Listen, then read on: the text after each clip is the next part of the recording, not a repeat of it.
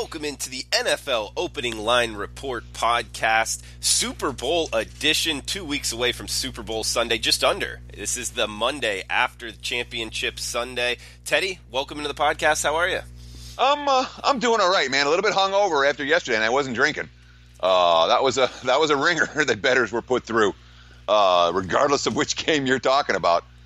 Pretty intense betting action yesterday, and unfortunately for Chiefs backers like I was, that did not turn out the way we hoped it would. I'll just leave it at that.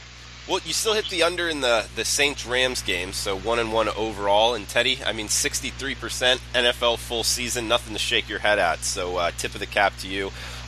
This is the NFL Opening Line Report, guys, and it is $9 Monday. So everything on Sportsmemo is discounted to just $9. All daily plays, 5%, 4%, 3%. Any sport, any handicapper, every play is just $9 at sportsmemo.com, so check that out. This is the NFL Opening Line Report, Teddy, and looks like the opener had the Rams 1.5. Is that what you're seeing? But now we're seeing New England mostly 1.5 to even 2.5. Any, opening thoughts here on the opening line for the Super Bowl? Sure. Let's talk about this right off the bat. All right, because I was surprised, very surprised, to see the Rams open as the favorite against the Patriots, and there were a couple of. Again, you talk about the primary books. Bookmaker opens Rams -1.5. Penny opens Rams pick 'em -20. Westgate opens Rams -1. All three of them opened with a total of 58. That's still the prevailing total. Some of the leading indicator shops are showing that the wise guys are going to take some under here. Penny's 58 -12 right now. Bookmakers at 57.5. But I think the prevailing market's going to stay in that range, total-wise, 57.5, 58. And, of course, when the public comes to town the weekend before the game, they'll most assuredly bet it up. It's what they do. But side-wise, again, I was surprised to see L.A. open as the favorite. We'll talk about that, about why that happened in just a minute. But, when I'm looking at it for the first time, I'm like, really? And then, of course, boom, the money pours in on the Pats pretty well. I don't think it's going to get to 3. There will, and I was having this debate with a good friend last night. I'm like, who's going to bet the Rams at less than +3? He's like, the markets aren't going there. The wise guys will do it. We've already seen some sharp money come on LA when it hit 2.5 earlier, and yet the line's still trending in that direction. So I'm going to say this game closes 2.5, 58. Patriots as the favorite. Teddy, do you think we'll, in a Super Bowl setting like this, the market, do you think that there'll be a discrepancy as far as sports books? Maybe Chris at 2.5 and the Vegas shops at 2 or even 1.5, or no? If it's 2.5, it's going to be 2.5 pretty much across the board. Well, you're not talking about the key number of 3, so there tends to be more variance when you're talking about 1.5, 2, 2.5 than there is when it comes to when the line is 3. All that being said, the public shops are going to take New England money. The opinion of Jared Goff versus Tom Brady, and Goff, made plays yesterday. He didn't make enough plays. I think he's not Mahomes, and that was pretty clear, even in victory in yesterday's ball game. And of course, when it comes to the Super Bowl and the amount of money that pours in on it from your recreational players, the only game all year in any sport where the public actually factors into where this line comes and where this line goes. And the early in the percentages, I'm seeing close to 80% of the money for New England. I'm telling you, Rams bettors are going to wait. Rams bettors are waiting to A, for the money line, or B, to see a +3. And we haven't seen either one of those yet. And of course, the books know that the Rams bettors are waiting for that +3. Bovada has one with juice, but that's the squarest shop out there, and you still have a Bovada account that you can bet at. It means you're not a winning bettor. Teddy, before we go back to the side here, I want to talk about this total because 58, and then we're seeing Chris at 57.5, Heritage at 57.5. Some of the leading indicator books, like you touched on. Why do you think that is? I mean, the reason I'm looking at is both defensive lines kind of got after it yesterday. You know, the Pats defensive line, who I would say is second to the Rams defensive line, had 4 sacks. Van Noy had 2 alone, whereas the Rams, Sue, he had 1.5 sacks versus a Drew Brees who gets the ball out, pretty quickly. Aaron Donald on that same defensive line. Is that why you're seeing this? Why you're thinking this total's going from 58 to 57.5 and maybe even lower? I mean, both games yesterday, dead nuts unders. And yet, obviously the Patriots game flies over with an insane fourth quarter. And the Saints-Rams bettors have to sweat. When it goes to overtime, you're like, field goal, touchdown, please, God, no. When you're going to lose that game by a point if it doesn't play out. But, I mean, both games, the under appeared to be the right side, even though in one of the two, only one of the 2 games did the under actually cash. When we're talking about totals in this range, I'm telling you, there is clearly some reluctance or some insistence from the hard math bettors, the wise guy bettors, the guys that are betting numbers, not teams, that this is too high for Super Bowls. This is too high a total for games of this magnitude. All it takes is one of these long drives that end in a field goal, and you're in trouble. And obviously, we saw the ability to control. You made an excellent point about being able to control the line of scrimmage, where, again, another way that Belichick out-coached Reed yesterday was to give him a game plan that, this is what New England does in terms of getting pressure up the middle. Let's make sure, Kansas City, that we do nothing to adjust our game plan to stop it. McVay's not going to make that mistake. And, of course, McVay had Belichick and the Patriots on the ropes in the Super Bowl with the Falcons just 2 years ago, 28-3. That was McVay, and that was McVay's play calling in the second half that took Atlanta out of field goal range a couple times. That's something that KC did yesterday. That took out of the field goal range before the half, before the punt that led to the whatever. I can't go there. I'll go nuts.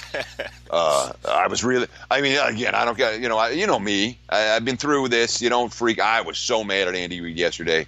I'm still mad at Andy Reid. If I see Andy Reid right now, I will curse him out and punch him in the nose. I won't really punch him in the nose, but you know what I mean. It was Reid. Reid got outclassed yesterday, but Reid's not in the Super Bowl. Bill Belichick is, and Belichick obviously did everything right defensively in that contest, and with 2 weeks to design a game plan against a Rams offense that has been high-flying all season, I would expect Belichick and the Patriots to have a decent concept of what to do. But, man, when you see McVay's play calling and play design, it's a problem for opposing coaches. And that, if you're going to make a case for LA in this game, it's that McVay can design plays that'll give Belichick's defense trouble. That's your case for LA. Well, that and the fact that the Patriots defense, 31 points allowed after halftime at Arrowhead. There's certainly some vulnerability on that side of the football for New England. And Teddy, you bring up McVay. Obviously, Belichick has the experience factor. Extra time to prepare. I always handicap that as coaching becomes more prevalent in the handicap. Who would you give the advantage to, McVay or the experience with Belichick? Well, the Patriots have been there before. The Super Bowl's a different animal when it comes to media spotlight, when it comes to off-field distractions. There's something to be said for the experience factor meaning something. And obviously McVay was there 2 years ago as an offensive coordinator, and he fucked up the game. Atlanta lost the game because McVay took them out of field goal range twice and had some bizarre play calling, and that kept the door open for New England to pull off a miracle rally, which they proceeded to do because that's what the Patriots do when you leave the door cracked open even a little bit. New England finds a way. But so McVay's been in these spots before and failed. I thought McVay choked up repeatedly in the Saints game, and that was a mismatch of a mismatch of coaching errors. Both coaches there, I thought cost them their teams plenty. And Belichick never does that. I can't think of a spot where Belichick makes the wrong call. So the advantage is always with New England in these spots, and obviously we've seen the Patriots with extra time to repair in week one, with extra time to repair off a bye week in the postseason, with extra time to repair during the regular season. Belichick, obviously, his track record in those roles is quite literally second to none. So all of these factors ensure that we will see New England money. And again, I don't know that it gets to 3, but I would think there was debate whether it's going to close 2 or 2.25. I think it's 2.5, and I think we might see 3s in some spots. And Teddy, do you think there's any advantage here venue-wise, Mercedes-Benz Stadium in Atlanta? Do you think that favors either the Rams or the Patriots? Fast track turf is not the Patriots' best situation. New England likes that long grass. They want to keep the speed down, and this is not a venue where the speed is down. That's a fast track in Atlanta. So I would have to say the venue favors the Rams, at least somewhat. Although, Patriots fans, they go every year. I don't know if LA has enough fans. Did you see the pictures on Twitter yesterday of Rams fans celebrating? Oh, God. There weren't many. So who goes to the game? That's the whole thing. I mean, New England every year, we go to the Super Bowl. Are they going to go this year? I don't know. They're not that. And Rams fans, I don't know that there are that many, and they have to go to Atlanta. Be interesting to see how the ticket sales are for the Super Bowl. I think that in terms of crowd support, I'm not convinced either team is going to have more than the norm.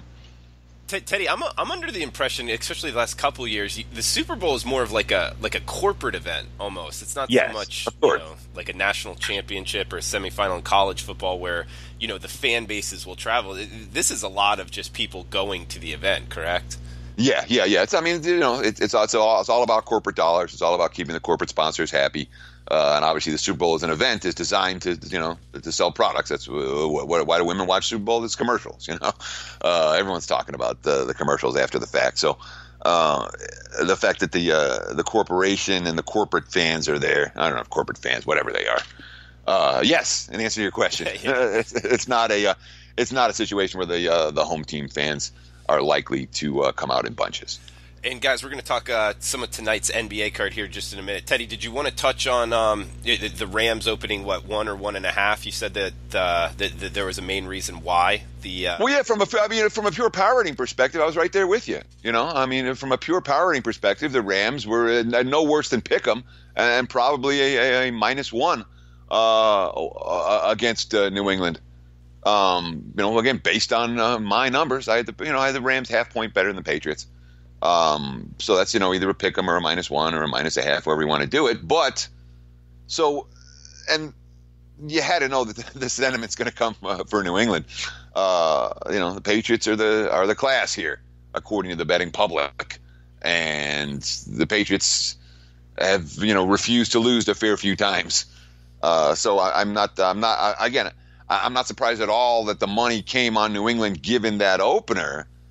I'm a little surprised that the books didn't shade right off the bat towards New England, because they had to think that was where the initial bets were going to come. But apparently they didn't. No, I'm in agreement with you, Teddy. And is there anything else you want to throw out with this Super Bowl opening line report podcast before we move on to the NBA? Oh, we got props out already, man. All right. Let's I haven't coin seen toss, heads -103, tails -103. Correct coin toss outcome. Correct -103, wrong -103. It's length of the national anthem by Gladys Knight, over or under 107 seconds. Will Gladys Knight take a knee or raise a fist? Yeah, we got props out already. Rating, Super Bowl viewership over 106.5 million and a half. Lots of props. Obviously, we'll get to some stuff that there's a positive expectation potential for over the course of the podcast over the next week and a half. Obviously, we'll have a full Super Bowl prop report available for the clients next week. Maybe. I'm not sure exactly what day it'll come out, but it'll certainly be out by next Tuesday at the latest, I would think. Okay, so look out for that next Tuesday. And what you want to do a podcast strictly on the Super Bowl props? Yeah, we have to do a podcast on the Super Bowl props, I would think. Let's do it. And you want to do that next week or the end of the week? Yeah. What'll happen this week is that the props will come up and they'll get better into shape. And what'll happen next week is that we'll have some time to analyze them and give you guys some good recommendations. So, yeah, let's maybe even do that next Monday. Okay.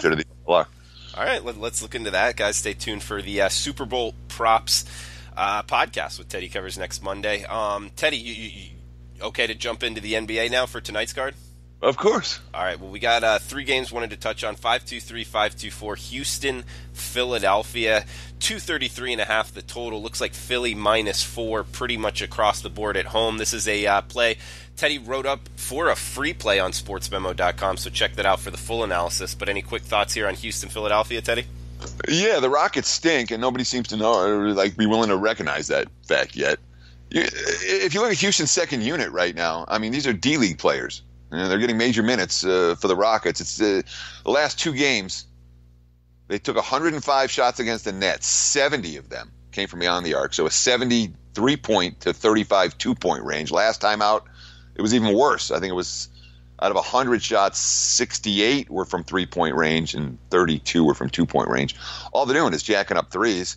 And Harden, Gordon hit a miracle shot, and Harden's been nuts, and they're still not covering numbers of late. And, oh, by the way, Harden's got Jimmy Butler on him this time around. I don't think that's a great matchup necessarily for him here. And Philly coming off, a really bad loss in which they thought they had it won, and then Paul George had a 4-point play at the buzzer, and oops. I looked for the Sixers to bounce back in this one against a flawed Rockets team that is a one-way squad for me right now. I'm either betting against Houston or I'm not getting involved. You can read that full analysis, as you mentioned, at sportsmemo.com right now. The free play already locked and loaded. And it's $9 Monday as well, guys, so every play discounted to just $9 every Monday at sportsmemo.com. Let's head out west. We got Portland at Utah, 525, 526. Teddy, 217.5 the total, seeing -5. That's the Jazz laying in Salt Lake City. Yeah, and I really have mixed feelings about this ballgame. I'm not going to get involved one way or the other, but there continues to be this train of thought that, Utah's underachieving and they flipped the switch last year and they're inevitably going to flip the switch this year. And lo and behold, here are the Jazz now. They've won 6 in a row, and the thought process, here comes Utah. They actually won 8 of their last 9 overall. But even during this stretch, they're not covering the numbers as favorites on a regular basis. Didn't cover against Cleveland last time out. Didn't cover against the Pistons in a bad spot for Detroit. Didn't cover against the Bulls prior to that. And when you talk about the ability of your Damian Lillards of the world to hit shots that matter down the stretch, he's been dynamite. And from a assist-to-turnover ratio, how about this? Last 5 games for the Blazers, 3.2 assist to turnovers. You never see a ratio like that in the NBA. That speaks to Lillard. All that being said, the Jazz defense, which was not as good earlier in the campaign, they're starting to come around right now. They've been shutting down foes, but their offensive, we're talking about a team that's playing without multiple point guards right now. They need to jack up a whole bunch of shots to cover some of these numbers. I don't know if that's going to be easy to do against Portland. So not a game I'm involved with, not a game I even came that close to getting involved with. Interesting one to discuss, but not one that I want to wager on. Teddy, the get-back game, 10:35 Eastern, 7:35 Pacific Coast tip here. Golden State at the LA Lakers, seeing Golden State money coming in. It's a big number here, 10.5 up to 12, pretty much across the board. 233 the total, Teddy. Yeah, the Lakers coming off a really tough loss, and we talk about a big week for LA. All right, we're going to make a statement this week. We have Oklahoma City. They rally from behind and steal that one in overtime. They have Houston beat and let it get away in the last seconds and lose it in overtime by 4. Those are both back-to-back intense games, overtime affairs down to the wire. Obviously playing without LeBron. Now they'll be playing without Lonzo Ball, who got hurt in the last game. They still don't have Rondo back, and who's going to handle the ball for the Lakers here? Lance Stevenson played point for a bit the other night, and it wasn't pretty. You don't want that against the Golden State Warriors. And I've talked all year about this Warriors. I haven't talked all year. And they covered last time out against the Clips. Warriors, double-digit chalk has been their role. 12-4 ATS. They're 8-21 in games where they're not double-digit chalk against the spread, and 12-4 in games where they are double-digit chalk against the spread. As you mentioned, taking money, heavy money in this ballgame in a matchup that it's hard to picture LA having a particularly good offensive flow. 233, 232 now, that's the prevailing number. I can understand why money's coming on the under in this ballgame. No argument with that wager. I'm not expecting the Lakers to have another brilliant shooting night from either inside or outside the arc.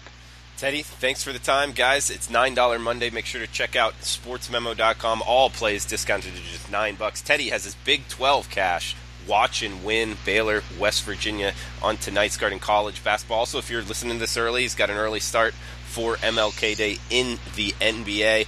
Teddy covers 63% on the NFL season. He'll have his Super Bowl play prop package up at sportsmemo.com later in the week, so make sure to stay tuned to that. We'll have him on Monday, next Monday, doing the Super Bowl props podcast as well. That's a good one to listen to. Teddy knows his props as good as anybody, so stay tuned for that. Guys, thanks for tuning in. We'll be back tomorrow. Best of luck with your bets.